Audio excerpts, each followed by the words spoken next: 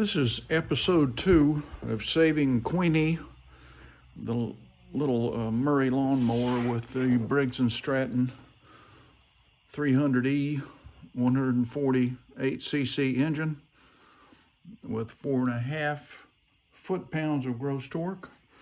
In the last episode, I showed you how these brand new carburetors that you get made in China and the tanks made in China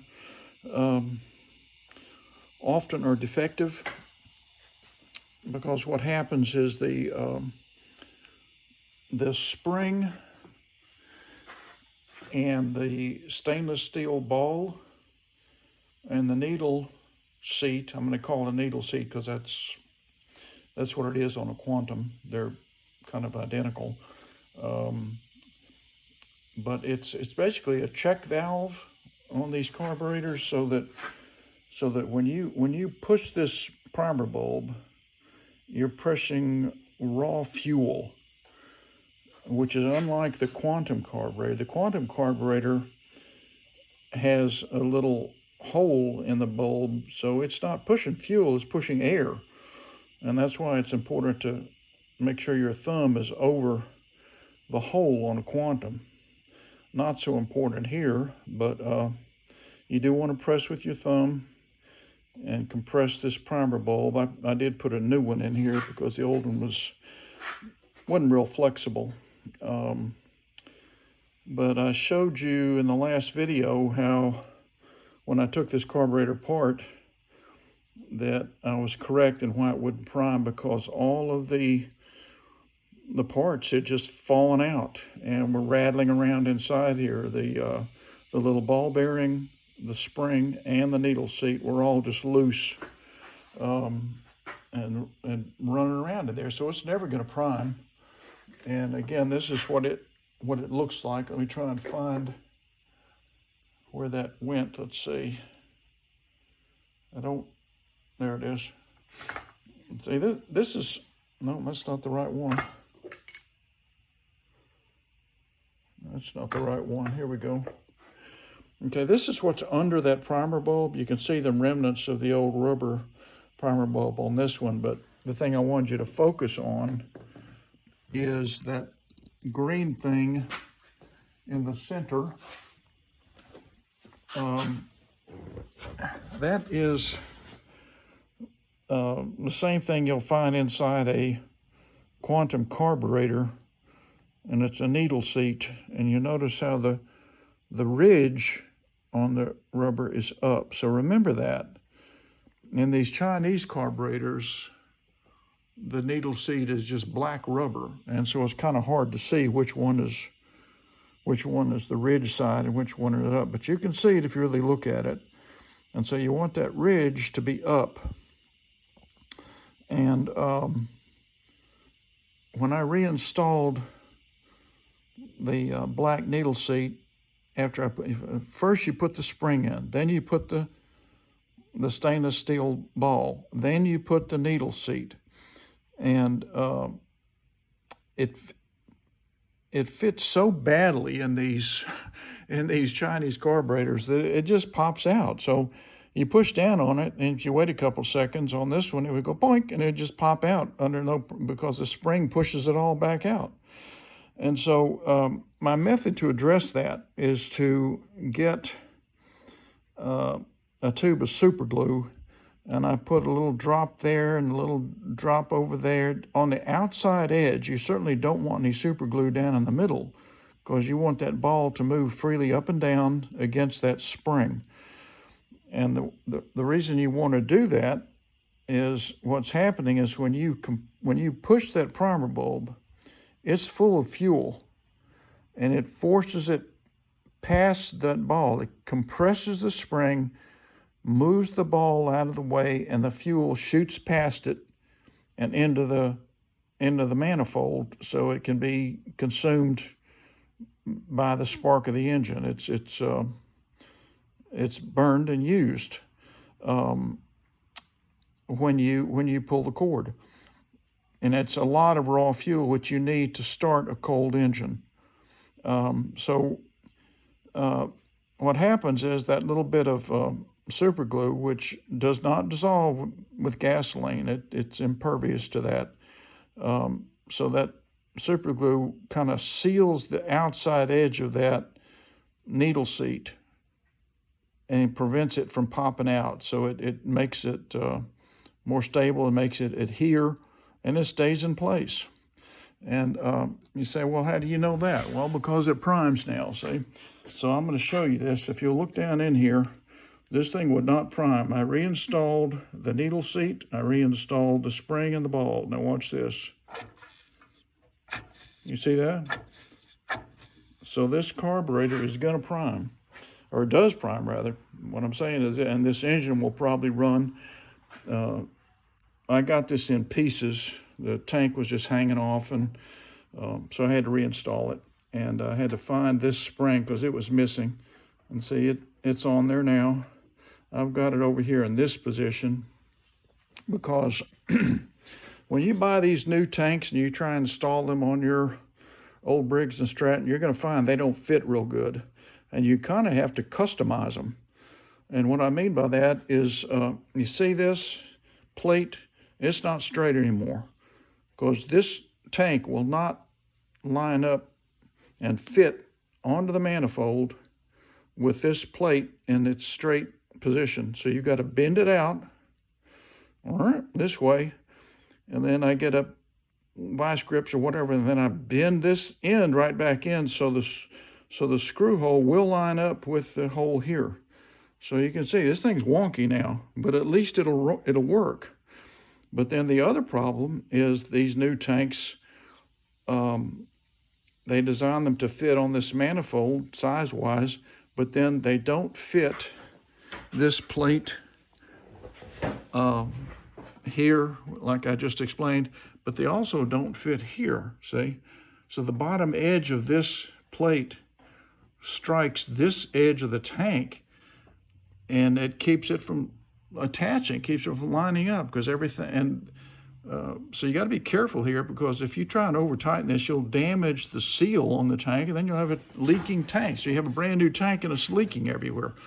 Now, you say, how do you know that? Because I've been through this many, many times on these new tanks, and how to install them and have them not break and still work. Same thing with the carburetors. The carburetors are poorly made, and you've got to customize them. You've got to go in there and repair them, even though they're new. So we've fixed the carburetor. We've aligned this, and I've kind of bent it up a little bit to where it's not touching that so much. It's above that. It didn't used to be. It was touching that. It just wouldn't align. So I'm thinking everything's okay now. As you can see, I'm pushing up and down on that, and it doesn't wiggle. The other problem you get into with this type of carburetor when you're reinstalling them, and people have worked on them and haven't really done a good job of it. When I installed this, you always want to check to make sure that this governor arm, the automatic governor arm, moves freely. And originally when I installed this, it would go lots of resistance, so it's not going to work right. This has to move freely, and what was happening was this automatic governor arm was rubbing on the inside of this guard.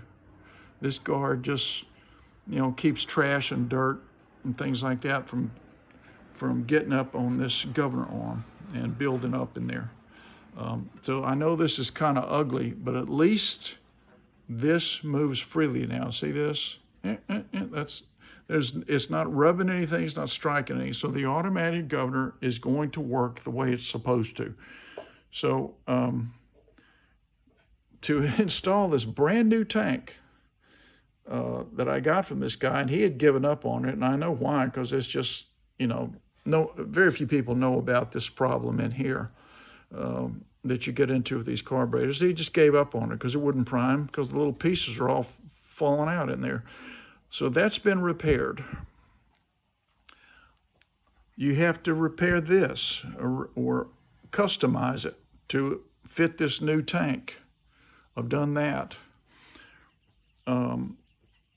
This was rubbing, and I've had to customize that. So this all should be repaired now. This mower should run. I've looked at the blade. I haven't looked at the flywheel key because I don't have any reason to suspect that it's been damaged. So we'll be starting this mower pretty soon. So let me set this camera down, and we will walk it out here and see if it's going to run. I just got a new tank, basically a new carburetor. You can see how pretty that gasket is on there. There's no stain. This thing has never run. You know, that's the bottom line. So I put some fresh gas in there. I showed you how it primes. I do need to tighten these screws that are holding the rewinder on, because I can see that one sticking out. So let me do that. And we're gonna, like I said, we're gonna walk this thing out and try and start it. But first I need to get it where it's ready to start. Get this thing tightened up.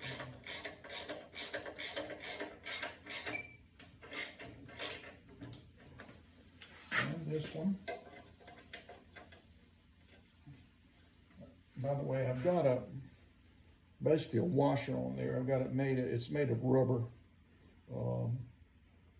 But it's a spacer to make this little housing here come this way. So it doesn't impinge on that. And I need to tighten this one. I checked the oil, and it's got a little bit too much in there, but I don't think it'll cause it to smoke. We will find out.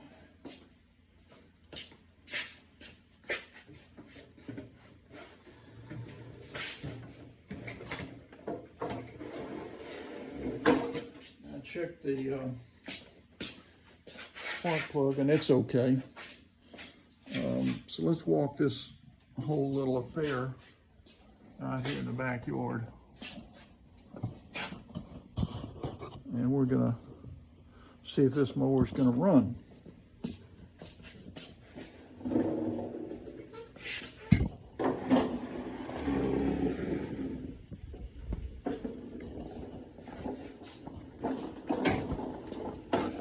No, camera's not doing so great here. There we go. That's a little better.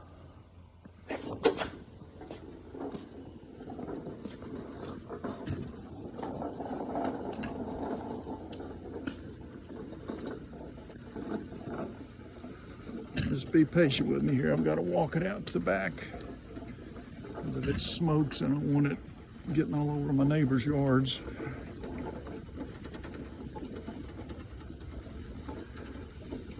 I'm gonna have to go in and look at that left rear wheel, because it is it's kind of splayed out to the left. Not bad, but some.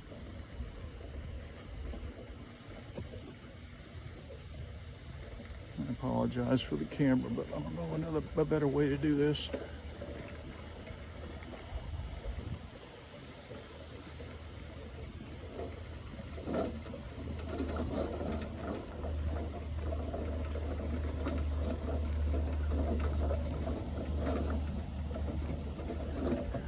We're way out in the back here.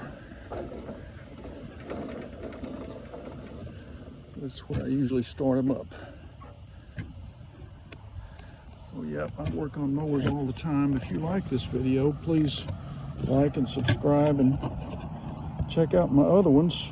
I have many videos on how to get old mowers that don't run to run again. Briggs Stratton. That's really about the only thing I work on, because I think they're so great. All right, so I'm going to prime this now. I've primed it earlier. Let's see what happens with that.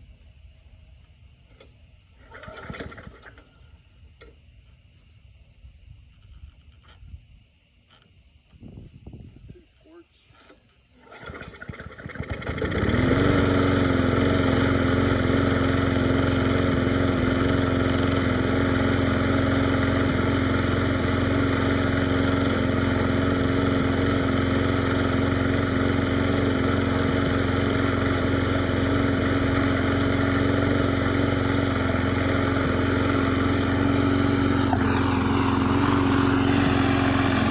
Okay, I got it running. I'll probably have to move the carb spring a little bit, governor spring. It's running a little bit low, and I'll have to check the crankshaft because there's a little bit of vibration there that makes it somewhat unpleasant. But it's running.